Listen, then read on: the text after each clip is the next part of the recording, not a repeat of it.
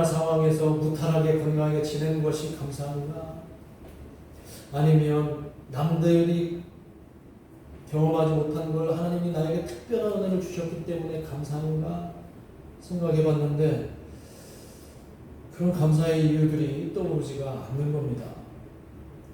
1년을 돌아보니까 그냥 그저 그런 삶을 살아온 것 같고 남보다 더 나은 삶을 살아온 것 같지도 않은 것처럼 느껴졌어요. 그럼에도 추수감사절이라 여러분들에게 감사의 이유를 가지고 함께 하나님께 감사를 돌려야 되겠다라는 그런 어떤 부담감이 있었기에 계속 말씀을 묵상하고 또 틈틈이 사색하면서 나에게 감사할 거리가 뭘까 고민을 해봤습니다. 그리고 제가 마침내 찾아낸 감사거리는 바로 이것이었습니다. 더 욕심내지 않고 산 것에 대해서 하나님께 감사합니다. 내가 더 탐욕스러운 삶을 살려고 발버둥치지 않은 것에 대해서 감사하다. 그 이유를 찾아냈어요. 그리고 제 상황을 충분히 인식하고 더 욕심내지 않고 주어진 형편에 자족하려 했던 그 삶이 하나님 앞에 감사하구나 그런 생각을 해봤습니다. 더 이상 남과 비교하지 않고 세상으로 나아가서 탐욕을 채우기 위해서 발버둥치지 않고 하나님을 사랑하고 또 예수님의 삶을 닮아가는 수면신교회 교우들과 여러분들과 함께 신앙생활을 할 수 있어서 감사하구나 그런 감사 이유를 찾았던 지난 한 주간이었습니다. 우리가 보통 감사의 계절에 떠올리는 서구 있죠. 바울이 자신의 그 서신서에 보면은 감사라는 말을 참 많이 써요. 그 중에서도 특히 우리가 추수감사절이 되면 자주 되뇌 있는 감사의 구절이 있습니다. 데살로니가전서 5장 18절 말씀이고 16절에서 18절까지가 이어지는 말씀이네요. 16절부터 같이 한번 암송해 볼까요? 항상 기뻐하라. 쉬지 말고 기도하라. 범사에 감사하라. 이는 그리스도 예수 안에서 너희를 향하신 하나님의 뜻이다. 항상 기뻐해라. 그리고 쉬지 말고 기도해라. 그리고 결과적으로 나오는 게 범사에 감사가 나온다. 이게 너희를 향하신 하나님 안에서 하나님 그리스도 안에서 우리를 향하신 하나님의 뭐다? 뜻이다. 이런 말씀이 떠올랐어요.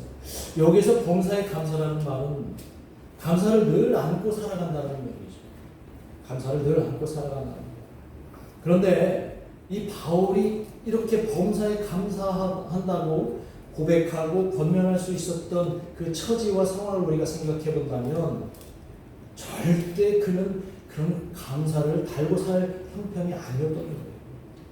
우리가 그 사도 바울의 그 선교 여행 그 과정을 우리가 조금만 안다면 그는 당시 감사와 거리가 먼 삶을 살았습니다. 그는 수시로 궁핍에 빠졌고 위험과 곤란에 늘 노출된 삶을 살았습니다. 그가 어쩌면 청년 때 원했던 삶이 아니라 정반대의 삶을 살아갔는지도 모릅니다. 하지만 그는 항상 어떻게 했다고요? 데살로니가전서의 고백처럼 항상 기뻐하려고 노력했습니다. 그리고 쉬지 않고 기도했습니다. 그랬더니 그는 범사에 감사할 수 있었다고 고백을 합니다. 이런 삶이 가능했던 이유가 뭘까요? 그는 세상으로 나아가지 않고 주님께 돌아가서 그분과 동행하는 삶을 살았기 때문에 가능했다고 저는 생각합니다. 사도 바울처럼 그렇게 당시에 스펙이 좋은 사람이 없었습니다. 엄청나게 자랑할 만한 사람이었죠. 아마 그가 세상으로 나갔더라면 높은 자리 차지하고 떵떵거리고 아마 잘 살았을, 남부럽지 않은 삶을 살았을 사람인데 그가 예수님을 만나고 다 포기하고 예수님께 돌아온 그 순간부터 세상이 주는 기쁨, 세상이 주는 행복, 감사가 아니라 주 안에서 누리는 범사의 감사를 실천하며 살아갈 수 있었던 것이죠. 그가 선택한 길은 다수가 가는 그런 탐욕의 길이 아니라 예수님이 가신 십자가의 길이었기 때문에 가능했다. 남들이 볼 때는 자괴감이 들 정도의 삶이었지만 그는 오히려 자존감이 충만했습니다. 가난해도 행복했고 남에게 구박받고 핍박을 당해도 행복했고 미래가 불투명하고 그리고 막막한데도 그는 불안해하지 않았습니다. 왜냐하면 주님이 늘 그와 동행하고 주님이 함께 하셨기 때문에 그는 범사에 감사할 수 있었습니다. 이것이 바로 신앙의 힘입니다. 이 신앙의 힘을 가지고 저와 여러분이 살아가려고 지금 열심히 주님의 몸된 교회를 섬기고 있는 건 아닐까요? 그래서 저는 이게 감사의 이유, 이 바울의 상황을 제가 깨달으면서 그러고 보니까 나는 참 감사한 사람이구나. 그에 비하면 감사거리가 넘치는구나. 지난 한 주간 감사거리를 찾지 못해서 스스로 자책하고 있었던 그 제 자신이 너무나 부끄러웠던 거예요. 그런데 솔직히 저도 가끔은 자존감이 무너질 때가 왜 없겠습니까? 감사거리가 없을 때가 왜 없겠습니까? 제가 만일 목회의 길을 가지 않았다면 이렇게까지 마음이 힘들진 않을 텐데 하는 상황들을 가끔 제가 겪기도 합니다. 가끔 있는 일이지만 작은 교회라고 무시당하는 그런 느낌을 받을 때 혹여 무조건 내 환경과 상황만을 보고 어떤 값싼 동정을 막 하려고 하는 그런 느낌을 받을 때 그럴 때마다 가끔이지만 저는 자존감이 약간 떨어지는 것 같더라고요. 그럴 때마다 저는 또 한편으로는 그걸 잘 극복하는데요. 이렇게 제 마음을 다독입니다. 내가 만약 목사가 되지 않았다면 제가 참 젊었을 때는 친구들 좋아하고 참 사람들하고 어울리는 걸 너무 좋아했거든요. 내가 만약에 목사가 되지 않았다면 그 사람들하고 이 세상이 주는 그 기쁨과 향락과 즐거움 속에서 얼마나 빠져서 살았을까 생각을 하면 과연 내가 지금 누리는 이 행복을 그렇지 않았을 경우에 누렸을까라는 생각을 해봅니다. 어쩌면 탐욕과 욕망이 원하는 대로 살았을지도 못했을 그런 불행한 삶보다 지금 목사가 된 이후의 이 삶이 저에게는 얼마나 행복하고 기쁜지 모릅니다. 그래서 요즘 누가 저보고 요즘 목회 어떻습니까? 상황이 어떻습니까? 물어보면 행복합니다 라고 얘기합니다. 정말 행복해요. 제 스스로 저를 사람들에게 변명하기 위해서 그렇게 하는 게 아니라 정말 행복합니다. 왜 행복할까요? 여러분들과 함께 신앙생활 한다는 것이 얼마나 기쁘고 좋은지 모릅니다. 비록 작지만 아름다운 수면신교회의 한 공동체가 되어서 뭔가 눈으로 보이지 않지만 우리 신앙의 눈으로는 분명한 그것을 향해서 함께 달려가는 이 공동체 안에서 얼마나 기쁘고 감사한지 모릅니다. 이렇게 좋은 형제와 자매들과 함께 있어서 또한 예수님의 삶을 닮아가려고 노력하는 여러분들의 모습을 보면서 얼마나 행복한지 모릅니다. 그냥 하는 말이 아니라 저와 여러분과 함께 신앙생활을 하는 것이 저에게는 큰 기쁨이고 행복임을 꼭 여러분도 기억하시기 바랍니다. 그래서 오늘 추수감사절에 우리가 생각할 감사는 뭔가 우리 삶에 크나큰 이변이 있고 엄청난 결과가 있어서 감사하는 게 아니라 내 삶을 돌이킬 수 있게 하신 하나님의 그 은혜에 감사하기 위해서 내가 생각을 다르게 하고 내가 내 삶을 온전히 하나님께 의지하며 살아갈 수 있도록 하신 그 하나님의 은혜에 감사하기 위해서 오늘 본문을 제가 택했고 이 본문 속에서 그런 교훈을 찾아내시길 바랍니다. 자, 본문 속으로 한번 들어가 볼게요. 오늘 본문의 내용은 예수님께서 예루살렘으로 가시는 도중에 어느 마을 초입에 이르렀을 때 저기 멀찌감치 떨어져서 10명의 나병 환자가 예수님을 향해서 큰 소리로 애원하면서 외치고 있습니다. 예수 선생님이여 우리를 불쌍히 여기소서. 예수님은 그들이 누구인지 아셨겠죠. 그리고 예수님은 그들에게 이렇게 말씀하십니다. 불쌍히 여기며 이렇게 말씀하십니다. 지금 예루살렘으로 가서 너희 몸을 제사장들에게 보여라. 그랬더니 그들이 그 말씀에 순종하고 그들이 예루살렘으로 제사장들이 있는 그곳으로 10명이 달려가기 시작을 합니다. 그 달려가는 과정에 그 10명의 몸이 기적같이 낫는 체험을 하게 돼요. 그런데 그 10명 중에 하나가 갑자기 가던 길을 돌아서서 예수님을 향해 걸어가기 시작을 합니다. 그리고 예수님 앞에 오는 과정에서 하나님 앞에 두 팔을 벌리면서 영광을 돌리고, 그리고 예수님 앞에 도착해서 예수님 발 앞에 엎드려서 예수님께 감사를 돌립니다. 성경은 그가 유대인이 아니라 누구라고 얘기를 해요? 사마리아 사람이라고 얘기를 합니다. 다시 되돌아온 그 한 사람에게 예수님께서 이렇게 묻습니다. 10사람 모두 깨끗함을 받았는데 9은 지금 어디 있느냐? 9은 지금 어디 있느냐? 하나님께 영광을 돌리러 다시 돌아온 사람이 이 이방 사람 한 명밖에 없느냐라고 말씀하세요. 그러면서 예수님께서 그에게 뭐라고 말씀하시냐면 일어나 가라. 내 믿음이 너를 구원하였느니라 라고 말씀하세요. 오늘 이게 본문의 내용이에요. 여러분, 그 9명이 어디 갔습니까? 지금 9명이 어디에 있습니까?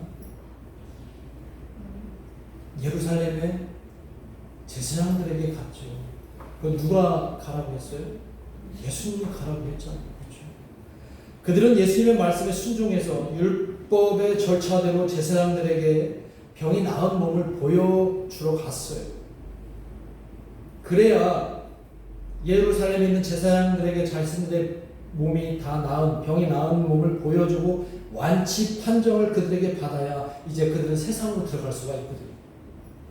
세상에 들어가서 그동안 하고 싶었던 것들을 마음대로 할 수 있고 갖고 싶은 것들을 마음대로 가질 수 있는 그 순간이 제사장들에게 몸을 보여주고 세상 속으로 들어가는 거였어요.